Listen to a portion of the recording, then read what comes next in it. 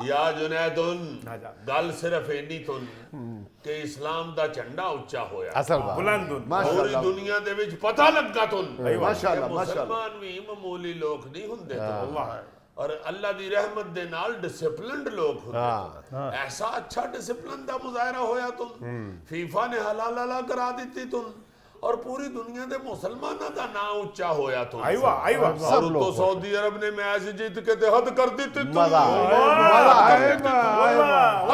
आ गया। एक बारी फिर पंगड़ा पा हबीबी हैया हैया हबीबी हैया हैया हबीबी हैया हैया हबीबी आप हैया यकीन करें कि हमारे लिए तो वो क्रिकेट के वर्ल्ड कप का फाइनल बना हुआ था। हां सऊदी अरब दे मैच दी वजह तो इते खड़ी खड़ी पंगड़े पांदे तुम वरना मेरा तो चूकना दर्द करदा तू एक ज्यादा ऊंचे कद वाला ऊंट खरीद लिया तुम ओ तू बैठन वास्ते इधरों दी जंप मारिया तुम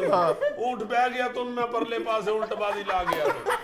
चूकना निकल गया तुम तो जब से पहले ऊंट से बात कर लेते ना कि बैठना नहीं है। बस कोई शरारती ऊंट हुंदा तुम कई यार शरारती बच्चा नहीं को बंदा बैठन लगे पीछे कुर्सी के चलदा तुम ऐसे तरह ही ऊंट ने मेरे नाल कीता तुम और जुनैद उन मुसलमाना वास्ते सब तो ज्यादा इज्जत वाली गल ए होई तुन आईवा कैसी कोई भी अपने मुल्क च गैर इस्लामी हरकत नहीं करन देती उससे भी बड़ी खुशी की बात यह है कि सऊदी अरब और कतर के ताल्लुकात जो किसी हद तक सर्दमहरी के शिकार थे, जब सऊदी अरब ने अर्जेंटीना को हराया है तो उसके बाद अमीर कतर ने सऊदी झंडे से बना हुआ लिबास पहना है वहां पे खुशी में। यार सऊदी वली अहद ने भी पंगड़ा पाया तुन खुशी इन्नी होई तुन देखो ना मैच भी की जितया तुम हाय हाय हाय मौला ने करम कर देते तुम हाय हाय हाय आजा अरबीउन हाँ अरबी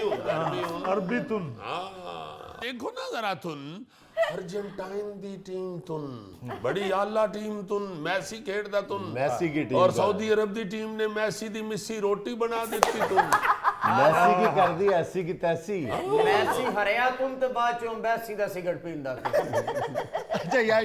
ये सारा कुछ अपनी जगह, लेकिन कतर वो वर्ल्ड कप का पहला मेजबान मुल्क है जो अपना पहला ही मैच हार गया है। इस बात पे हमें थोड़ा सा दुख जरूर हुआ है। ਉਹ ਤੇ ਫਿਰ ਸਾਨੂੰ ਵੀ ਹੋਇਆ ਤੂੰ ਕੀ ਕਰੀਏ ਤੂੰ ਅਸਲ ਵਿੱਚ ਅਸੀਂ ਜਿੱਤ ਜਾਣਾ ਸੀ ਤੂੰ ਸਾਰੇ ਮੁੰਡੇ ਤੇ ਸਾਰਾ ਦਿਨ ਕੰਮ ਕਰਦੇ ਰਹੇ ਤੂੰ ਪਿਛਲੇ 3 ਮਹੀਨੇ ਆ ਤੂੰ अच्छा अच्छा ਹਾਂ ਪਲੇਅਰ ਵੀ ਸਾਰੇ ਲੱਗੇ ਹੋਏ ਤੂੰ ਕੋਈ ਪੋਸਟ ਦਾ ਆਰਡਰ ਦੇਣ ਗਏ ਆ ਤੂੰ ਕੋਈ ਟੈਂਟਾਂ ਵਾਲਿਆਂ ਨਾਲ ਗਿਆ ਹੋਇਆ ਤੂੰ कोई पोस्टर लावा तुन ਕੋਈ ਕੱਪੜੇ ਧੋਣ ਦੇ ਆ ਤੂੰ ਸਾਰੇ ਜ਼ਾਹਿਰ ਹੈ ਤਿਆਰੀ ਫੜਦੇ ਤੂੰ ਇੰਨਾ ਵੱਡਾ ਇਵੈਂਟ ਕਰਵਾਣਾ ਤੂੰ ਕੋਈ ਛੋਟੀ ਗੱਲ ਨਹੀਂ ਹੁੰਦੀ ਸਾਰੇ ਤੇ ਰਲ ਕੇ ਵਿਚਾਰੇ ਤੰਬੂ ਲਾਉਂਦੇ ਤੂੰ ਔਰ ਆਵਾਜ਼ਾਂ ਬੜੀਆਂ ਅਜੀਬ ਅਜੀਬ ਨਿਕਲਦੀਆਂ ਤੂੰ ਹੋਰ ਖਿੱਚੋ ਖਿੱਚ रस्सा कसते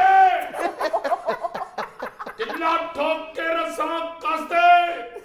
यार शेख किसी एक जुमले में भी तुन नहीं लगा रहे थे वो लोग। सारे ना इकट्ठा लगाना अच्छा एक ही दफा रस्सा कसते तुन ਜਿਹੜਾ ਉਹਨਾਂ ਦਾ ਮੁੰਡਾ ਗੋਲਕੀਪਰ ਤੂੰ ਉਹਨੇ ਸਾਰੇ ਸਟੇਡੀਅਮ ਦੀਆਂ ਟਾਕੀਆਂ ਫੜ ਕੇ ਤੇ ਸੀਟਾਂ ਸਾਫ਼ ਕੀਤੀਆਂ ਤੂੰ ਤਾਂ ਥੱਕਿਆ ਹੁੰਦਾ ਤੂੰ आईवा दा रेगिस्तान में स्टेडियम बनावा तुन बड़ी गल उन